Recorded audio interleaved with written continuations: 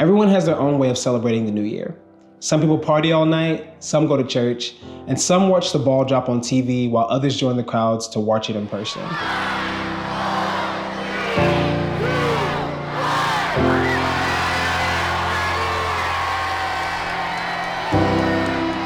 I brought in the new year on the couch with my wife, cuddling and watching shows. 2, 1, Happy New Year.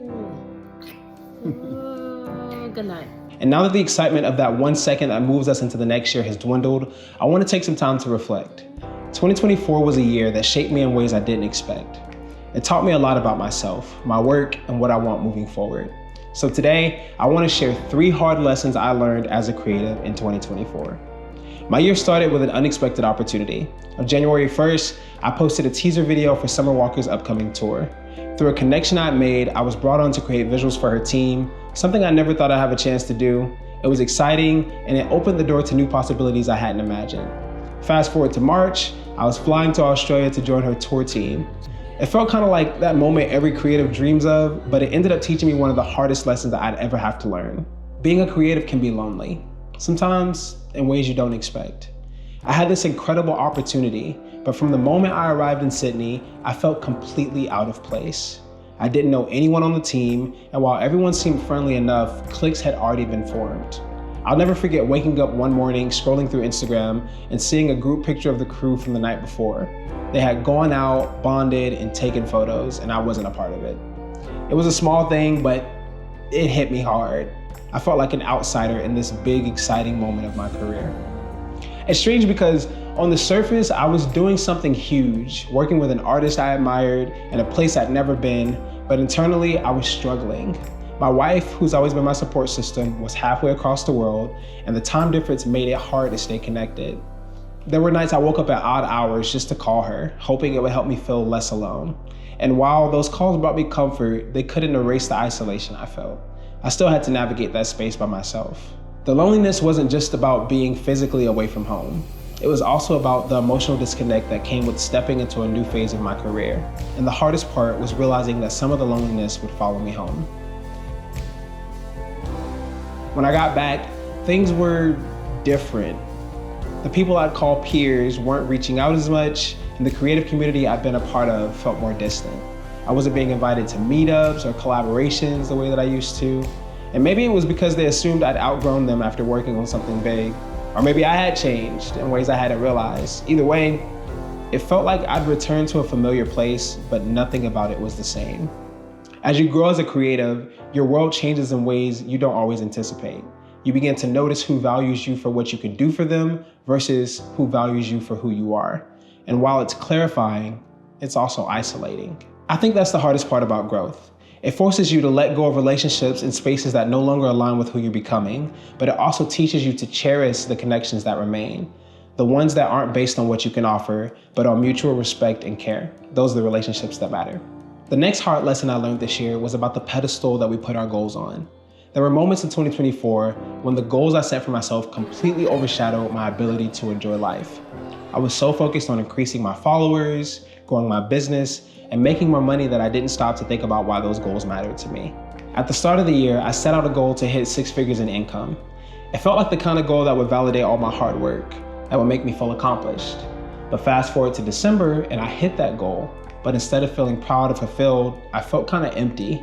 I realized that I spent the entire year chasing a number, but when I finally reached it, it didn't bring me the satisfaction that I thought it would, and it didn't fix the underlying stresses that I was dealing with.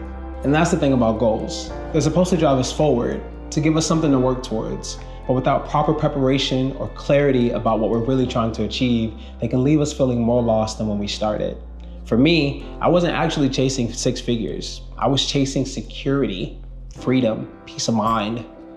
But because I didn't take the time to define what success really looked like for me, I ended up feeling like I'd failed, even when on paper, I accomplished what I set out to do.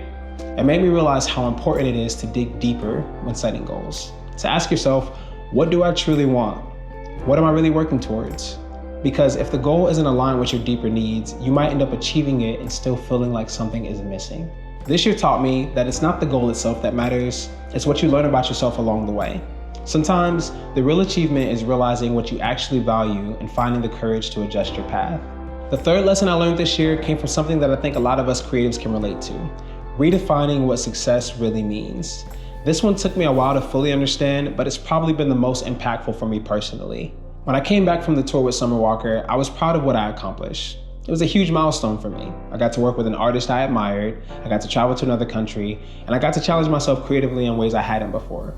But I'll admit, part of me kind of hoped it would have opened more doors and that more opportunities would have come my way. But I was also realistic about what to expect. And as the months went on, I realized that success doesn't always look or feel the way that you think it will. The quiet after the tour was unexpected. There weren't any big headlines about me, and other artists weren't suddenly knocking down my doors with opportunities. Life just kind of went back to normal. And that's when it hit me. I'd been chasing an idea of success that I thought would make me happy, but it wasn't the kind of success that actually fulfilled me. Success, I realized, isn't just about external things. The money, the recognition, the milestones. It's about fulfillment, balance, and happiness. It's deeply personal. And if you're chasing someone else's version of success, you might find yourself feeling empty when you achieve it. For me, it wasn't until I stopped looking outward and started asking myself what I really wanted that I began to redefine what success meant for me. One of the ways I've begun redefining success is through the introspective vlogs I've been making on YouTube lately. They're small videos, but they make me feel deeply fulfilled. And regardless of how small of an audience they've attracted, even one comment about how they've helped someone with their mindset or journey has meant the world to me. And that's success for me now, creating things that feel meaningful and knowing they've made an impact, even if it's just for one person. Success doesn't have to look like a highlight reel. Sometimes it's as simple as being proud of the work you've done, no matter who sees it. As I close, I just want to mention the value of vulnerability. It's something I've been learning not just this year, but over the past few years, and it's made a bigger difference in my life than I ever expected. Vulnerability isn't easy, especially as a creative. It can feel like opening yourself up for criticism. But this year, I learned just how powerful it can be to share the parts of yourself that aren't polished or perfect. I think we're conditioned to present our best selves to the world, to focus on the highlights, the wins, and the things we're proud of. But life isn't just about the highs, it's about the struggles too. And when we share those struggles, we create connection. I've experienced this through conversations with friends, family, and even strangers who see my work, talking about the hard days, the loneliness, the doubts, the moment where it all feels like too much, has helped me realize that I'm not alone, and it's reminded others that they're not alone either. I used to think being vulnerable made me weak, but now I see it as one of my biggest strengths. Vulnerability creates empathy, it builds bridges, and in a world that can feel so isolating, those bridges are everything. So if you're struggling, don't be afraid to share your story. You never know who might need to hear it, or how much it might mean to them.